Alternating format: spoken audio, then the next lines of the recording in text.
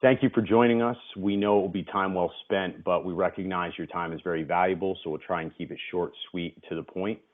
The webinar is being recorded and it will be provided for playback after the call, along with several other tools for you to use, which we'll discuss later towards the end of the call, some of those tools in detail.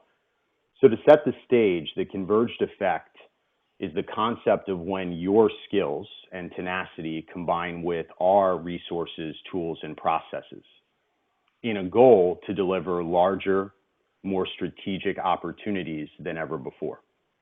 The converged effect industry webinars are one piece of that puzzle, designed to give you effectively familiar with what is happening in the industry so you can position yourself as an expert.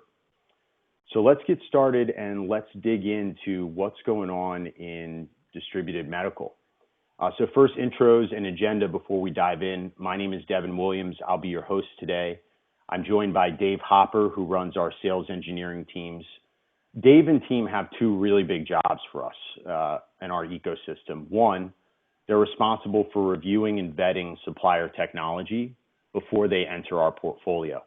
That way you can have confidence in the solutions that we propose based on the data you give us, knowing that they have been pre-vetted.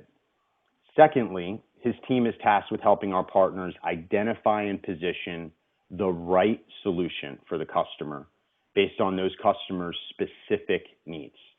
Whether working behind the scenes through the opportunity qualifier portal, i.e. put in the data and get out a solution, or presenting arm in arm with you to your customer, Dave's team is here to be your technical sales and engineering support. As I mentioned in our last webinar, I am very data-driven. So when we built the Converged Effect initiative, I wanted not only to identify the right industries for us to focus on, but also the best times to sell new technology to those industries. Distributed medical of all forms, hospital, healthcare providers, medical practices, dental offices, medical imaging, etc., are an important part of our partners' business. So focusing on this industry as a whole was a no-brainer. But what about the timing? Why February? With the timing of laws, taxes, end-of-year use it or lose it coverage, and other economic influences, means that by and large, February to March is the best time to start new sales cycles with customers in the medical verticals. So our goal today, one, make you dangerous through enablement on a particular industry. Two, make your life easier and more efficient by delivering valuable tools behind that enablement. And three, fill the remaining knowledge and skill gaps with our ecosystem. So today in our call, our goal is to make you dangerous around this agenda. Focus on macro business trends and what they mean to the industry. Drill down one step further and look at the technology trends in the industry. Dig into the data behind those trends. What does it really look like from a data perspective? And then I want to walk you through how we think by positioning services and bundles, we can help you stay relevant and strategic with any medical customer. So let's get started. So what are those 2018 macroeconomic trends putting pressure on the industry? Aging and growing population, baby boomers that are, at an all-time high in that retirement phase, increase in chronic diseases. So there's more business to be had from a physician and disease treatment standpoint. Continued advances in treatment and technology. Complex and ever-changing regulations and policies. We'll spend a good amount of time talking about that. And mobile device and cloud use continues to explode, particularly in the medical industry. So what do these macro trends really add up to? Opportunity and threat. I can, as a business owner in this field, I can grow and I can protect my margins if I increase my spending in the right areas of technology. So by and large, all the analysts believe we're going to continue to see increased technology investment in the field. However, as a business owner in the field, I'm concerned. Without a strategic plan, I could be increasing my spending in the wrong areas and miss out altogether on the opportunities to grow my business. And I could be doing so while also unintentionally introducing risk into my business because this isn't my field of expertise. So we just looked at the macro trends in the industry, and we see that the industry is looking to spend money on various technologies in 2018, mainly to grow and protect the business as things get more and more competitive and outside economic pressures continue to be question marks. So what are some of the top technology trends if we drill down a bit further past the macro trends?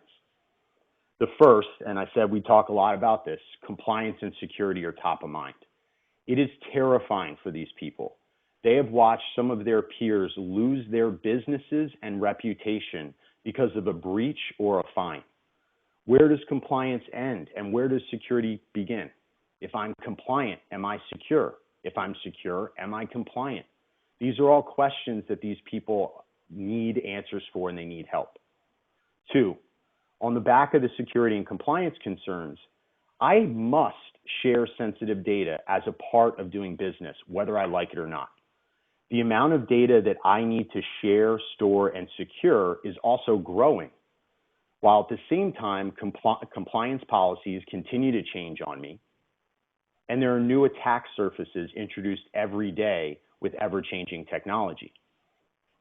How do I leverage technology to help drive more revenue, reach new customers, increase customer satisfaction, etc.?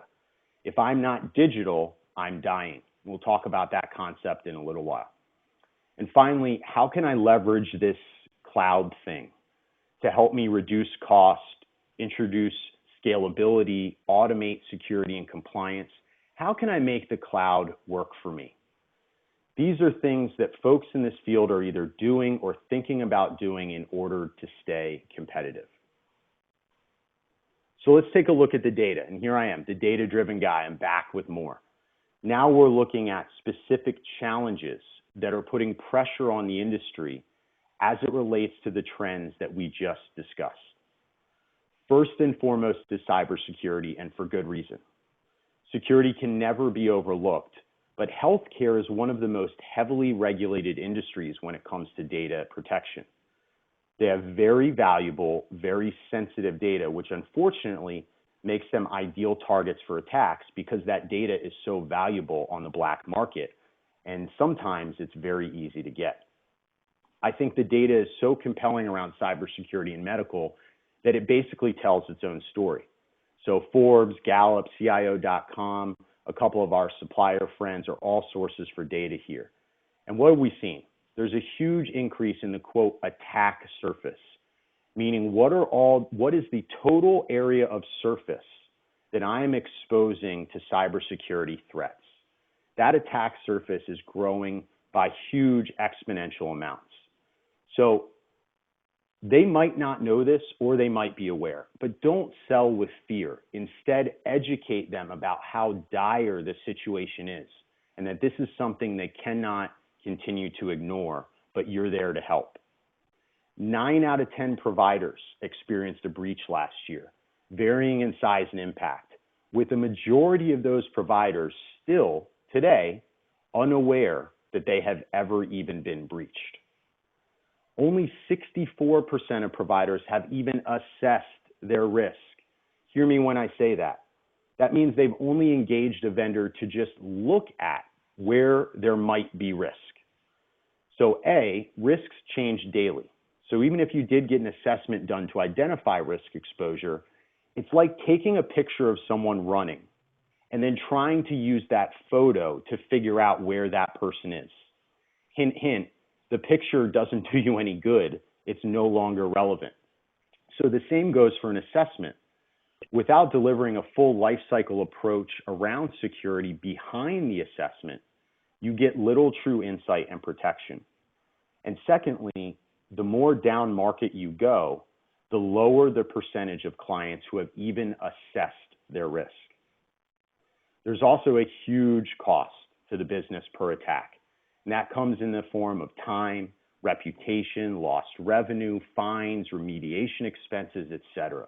That is a huge number, and for a lot of our customers, that might put them out of business. And so for good reason, people in the medical are planning on spending more money in cybersecurity in 2018, culminating everything we just talked about. So next up is compliance. What is it? How does it relate to security? The fact is they overlap, but they're not the same. Compliant doesn't mean secure. Secure does not mean compliant. Compliance also comes in a lot of different forms. So there's governmental, you have regulatory, such as HIPAA, a big one in the medical field. Sometimes you have internal compliance policies, and then you have security policies that roll into your compliance strategy. So again, like cybersecurity, the main takeaway here is that compliance is always changing and the fines can be disastrous. So actually, both as part of the customer-facing deck, as well as the deck that we're going through here today that will be provided for you all. In the notes, we've got a hyperlink that will take you out to a website that actually shows you some of the folks that were publicly fined due to compliance in the medical field in the past year, as well as a specific matrix of how those fines are determined. Let's put it this way. You're looking at a maximum of $1.5 million per calendar year per business unit that is fined. So it can be life-altering for these folks, depending. So again, consider it an expansion of the security slide we just showed. It's always changing. Non-compliance can ruin a business, and your customer's lack of expertise in this area is your opportunity to make a difference. The next challenge the medical field must overcome to monetize technology opportunities is aging and incongruous infrastructure. So businesses that start today are in most cases taking the cloud-first approach to literally everything because it's so readily available, it's easy to procure, and it's long since been proven as a viable solution delivery method, the cloud. But companies that have been around for 3, 5, God forbid, 10 plus years, have a serious challenge to consider.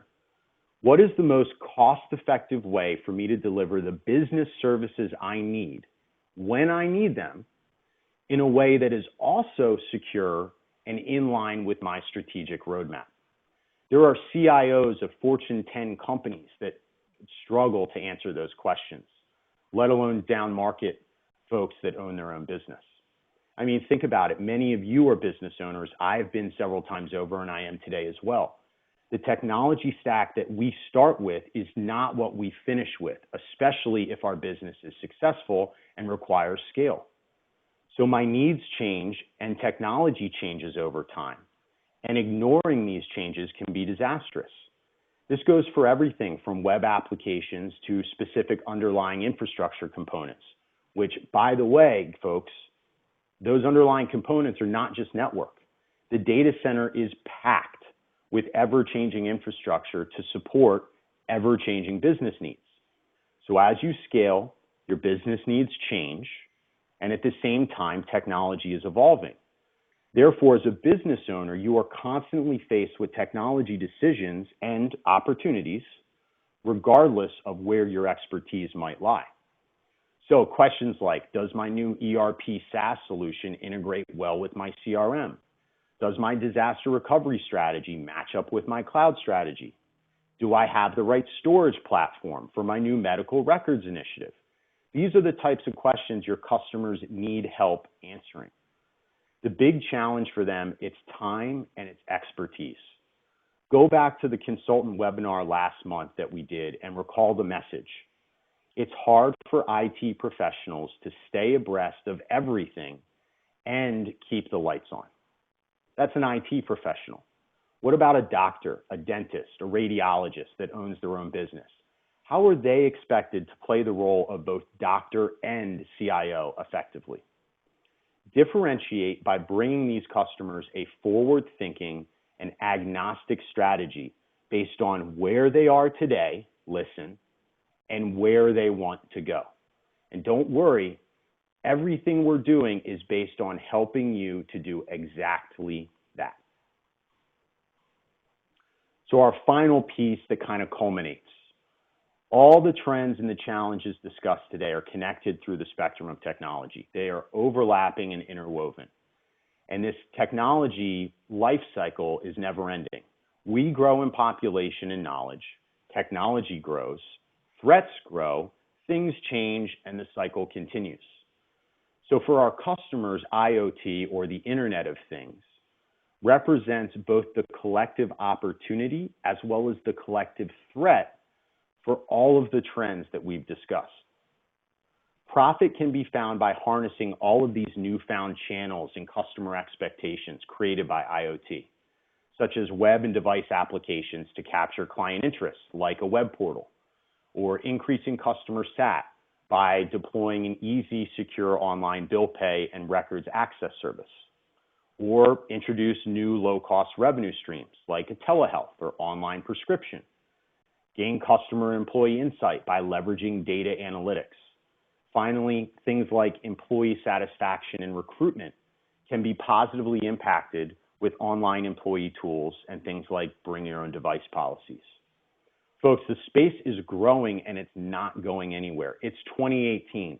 Look at the growth data on this slide. Where we were in 2016 and before, where we are today, and where we're going to be in just 2 years from now. So what if I'm not a huge hospital with millions in IT budget and hundreds of folks on staff? Am I capable of monetizing the IoT opportunity in the most cost-effective and securest ways? Do I have the knowledge and time on staff? That is what we should be challenging your customers with. So although some doctors' practices work through a hospital and they have no choice but to pay a very large fee premium for a hosted experience through the hospital network, most practices, such as dental offices, medical imaging, etc., are responsible for their own IT. It's very unlikely, especially down market, that these customers have the correct expertise, let alone the time, to harness these opportunities. But if they don't, their competition will pass them by. So the opportunity is real, but you must show them how you can help them transform their business. Move the conversation to transformation, and you will differentiate from everyone else that's trying to get their ear.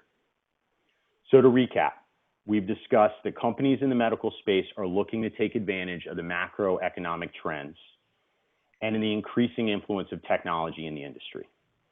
We've covered that the medical industry at large is challenged to remain secure and compliant, but has tremendous opportunities to increase revenue and profit via the strategic deployment of devices, applications, and cloud technologies.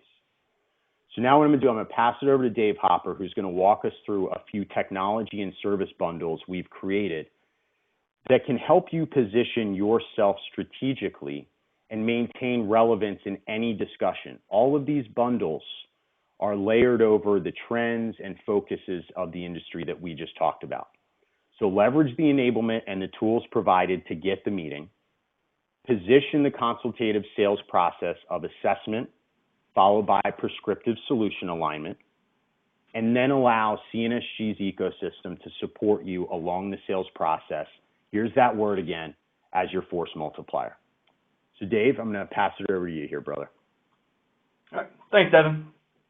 So, as Devin said, we took a solution bundle approach to keep you strategic and relevant and really always driving to the top of mind trends and combating the industry's biggest challenges, right?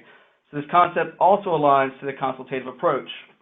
I'm going to show you expertise and resources to get the discussion, then listen and return to your customer with a prescriptive solution. So the assessment concept is core to this. By assessment, what do we mean? Is we will look at the data uncovered to date by you, engage the customer for additional discovery if that's needed and possible, and then deliver to you the best possible solutions backed with reasoning and collateral. At that point, you can either have us review the findings in the proposal with you and the customer, or we can advise you on the proposal and stay in the background, whatever works best for that actual engagement for you guys. We're here to support you, however. So where we kind of start, and really an easy place to start, is the pathway to the cloud. And going back from a cloud perspective, one of the biggest, I would say, objections, not roadblocks, but objections initially with cloud and healthcare was security, just like Devin mentioned. And really, to this day, obviously that's all been vetted, validated. There are many, many HIPAA compliant solutions, and a lot of cloud providers and managed service providers have wrapped a great practice around that, to the point that healthcare is probably one of the largest consumers of cloud by vertical. So, and there are a lot that have been there, or are on their way there, but there's still a lot that haven't even started that cloud roadmap or cloud journey today. So depending on where your customer is, and let's look at a life cycle or the cloud roadmap. You may insert, as you see, there's different options here: storage, backup, true DR, infrastructure as a service, etc. You may have a customer that's already doing one of these, or you may have someone that's not started yet. And so kind of walking through that journey and where you can help them, and why we want to do this as a consultative approach is tying everything together from a long-term roadmap and not just a fix something today transaction. So what I mean by that, if you take, for instance, the start of your cloud roadmap may be, I've got all my equipment on site and I'm doing backups, local replication. So at that point, you want to do 3-2-1 is what people consider the best practice for backups. 3 copies of your data, 2 local on different media types, and then 1 off-site. And I'm not sure how many of you know Veeam. Veeam is one of the top data protection software solutions out there. They've got roughly around 300,000 customers. Well, Veeam has a Cloud Connect option, meaning I've got a very easy configuration tool. I can drop down and select one of these cloud targets that's already pre-configured, done by Veeam, validated partner, and now I can start replicating my data off-site. Of those 300,000 Veeam customers, only 9% are actually using that service today. So there's a huge market of people that are using Veeam, for instance, and I'm guessing that a lot of the other data protection software and people doing it on site, those numbers are probably similar, right? So those people really haven't started much of a cloud journey. So as we go in and consult, we want to make sure we're helping them with, here's a very good option, easy option, that we can go ahead and get your backups stored in the cloud. So now your data is protected, right, with best practices in a HIPAA compliant provider. But let's talk about what you want to do going forward, right? So now we need to make sure we have a plan of, okay, this protects your data, but what about your disaster recovery? So we want to have those discussions wrapped around that. Because even though I've got my data stored off-site, if I lose my compute resources, my server infrastructure, the data is useless until I can stand up compute resources somewhere, whether it's back on-prem, in the cloud, what have you. So now what is the DR plan to get access to your application, get customers or patients access back to their medical records? And HIPAA also defines a lot of this, that they've got to have a disaster recovery plan in place so that if they do have patient data, that customers have a right to get their own patient data, that they've now got a plan in place to get that back in a reasonable amount of time. So as we go through those, we want to make sure we are aligning, as we start today, a backup policy that will align and enable maybe a future DR plan, which then the same discussion is having with the customer when you're talking about their infrastructure is, okay, if you do have a disaster, do you want to stay in the cloud, bring it back when your hardware is up for refresh? Do you want to then go to the cloud? What is your long-term cloud strategy, right?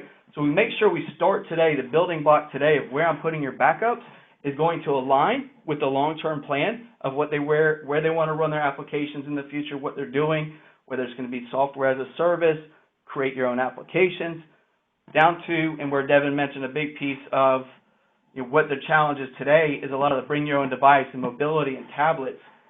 How do I secure that, right? And so people that are going down that strategy are going to a virtual desktop, VDI, or desktop as a service with mobile device management. So now I can lock those down, provide that security. I can secure all my devices that are floating all around a hospital, right?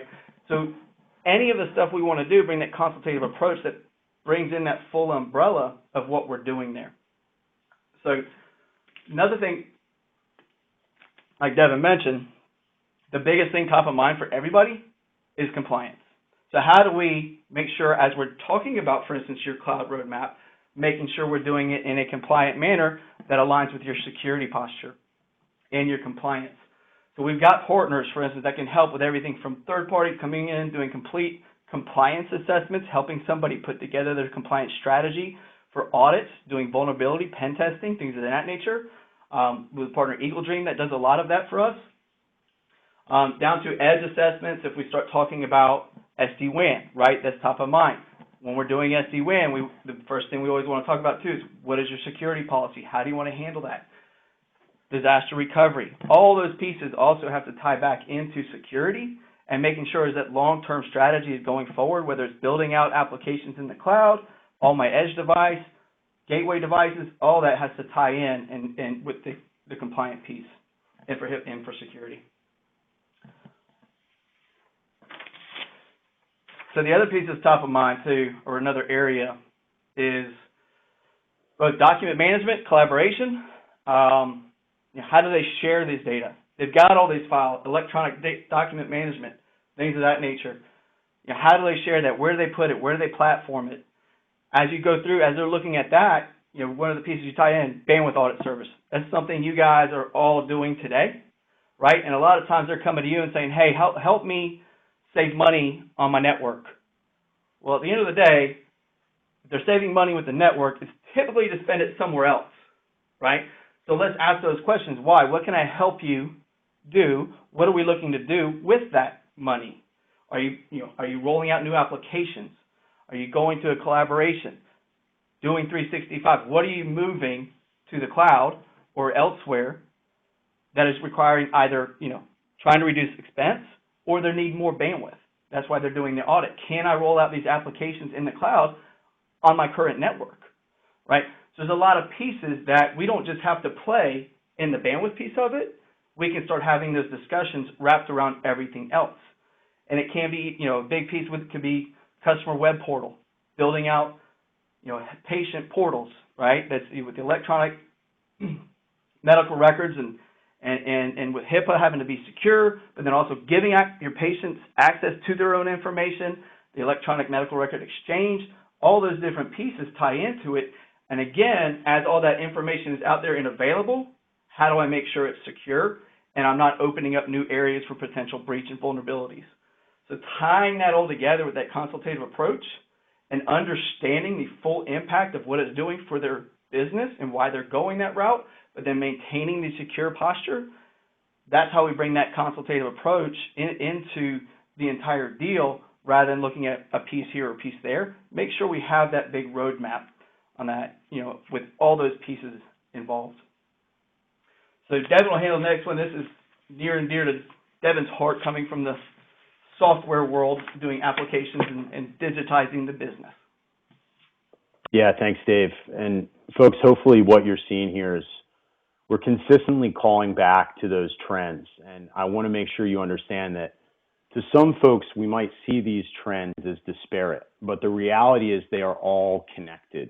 And because of the extensive portfolio that we have at our disposal, we're in a very unique position to speak to really any piece of the overarching strategy, whether it be particular or all the solutions that Dave just talked about for document management and collaboration. We can deliver an end-to-end initiative around that. While at the same time, if they're halfway through that initiative, we can insert ourselves strategically to bring value and bring solutions to bear exactly where they're needed. So we're almost done here wrapping up, and I want to talk quickly about going digital. I was at BMC for 9 years, and BMC pivoted after going private in 2013.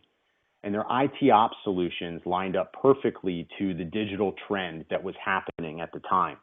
The motto became for BMC, digital or dying. And that was because businesses left and right who failed to go digital died. At the time, Blockbuster is the one that really comes to mind. Their refusal to move to digital ultimately was their end, and it came at the hands of Netflix. So that was up in the Fortune 500, Fortune 1000 space. Well, now this impact and pressure to go digital is being felt down market, and it's a necessity to compete as a business, even a small business today.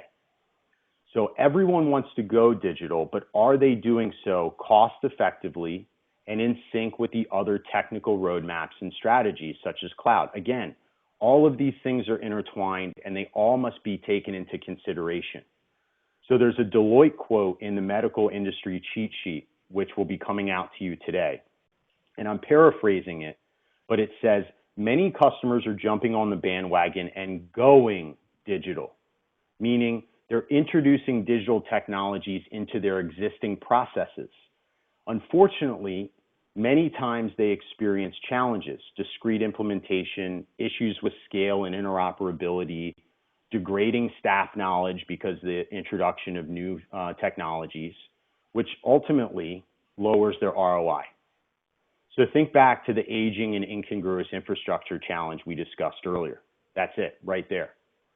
So instead, Deloitte says executives should consider becoming digital, not going digital, becoming digital. And to them, that means building an enterprise-wide digital strategy first, separate, and then weaving that overarching strategy into their existing organizational, operational processes. So the good news is our unique ability as consultants with our extended knowledge base is that we can help them become digital, regardless of where their expertise is or where their journey to digital is to date. So by taking that approach that Deloitte outlines, our customers will see greater ROI on these initiatives and will see greater alignment to their IT and business strategy. So how can we help them become digital? Specifically, things like build that new app or business service that they want to build, like that web portal or telehealth that I mentioned earlier. Maybe they have the app, but the infrastructure is legacy. Host the app for performance, security, compliance somewhere else. Already fairly digital as far as customer facing, but they want to improve back-end support and processes. Cool. Offload costs and improve customer sat by leveraging help desk, SD-WAN, monitoring solutions. And again, we can deliver those in a variety of flavors, on-prem, hosted, SaaS, all available. Or finally, you just tired of supporting all of it? Wipe your hands of it, go with a NOC as a service like NocDoc, who we've been recently talking to and we're very excited about, and put the responsibility on somebody else. All right, so our shameless advert, and we'll close the call. We're really excited with the stuff that we've been building and the great work that Shaquille and Emily and Dave and the whole team has been doing. We're really excited to release this to you guys today. So there's a bunch of great tools coming out as part of the Converged Effects series immediately following the call. So some of the things you'll get, a pipeline generation email template. I take a persona-based approach into all of my selling. So what you'll find is you have email templates meant to help you generate a new business meeting in the medical industry organized by persona. Am I talking to an EB, a CIO, or am I talking to somebody who's turning knobs and's got the propeller hat, right? The message needs to be customized. So those scripts are already built for you. Those templates are built for you. Send them out, go lock down that meeting.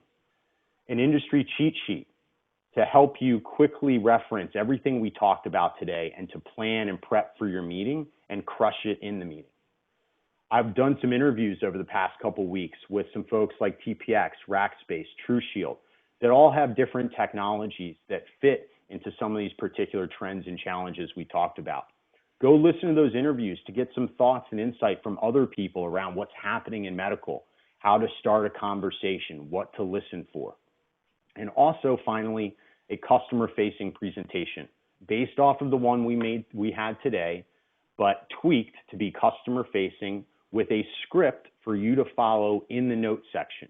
So when you do land that meeting using our PG email templates, you can go and crush that meeting with a deck we've already created for you. And finally, the opportunity qualifier is now in production. CNSG.com/opportunity-qualifier. This is the culmination of everything we've been talking about. Get that first meeting with the training and tools provided, then plug in the data you've uncovered, to Dave's point, and get the CNSG ecosystem involved to help you deliver a prescriptive solution and run the sales cycle with you. We will be that gap filler that helps you deliver prescriptive, strategic solutions to your customers. That brings us to the end of the show today. Listen, we are here to help you. I mean that. If something is in your way, let us know. But we need you to take action. Leverage the knowledge and the tools provided today to go get new meetings. Get our help through the opportunity qualifier or through engaging our sales engineering team to strategize and drive deals forward. Change the game. This is your chance. With that, we will wrap our first Converged Effect industry webinar of 2018.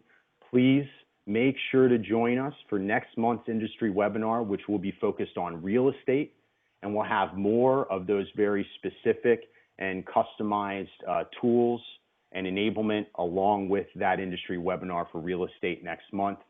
Thank you all for joining us today, and happy selling.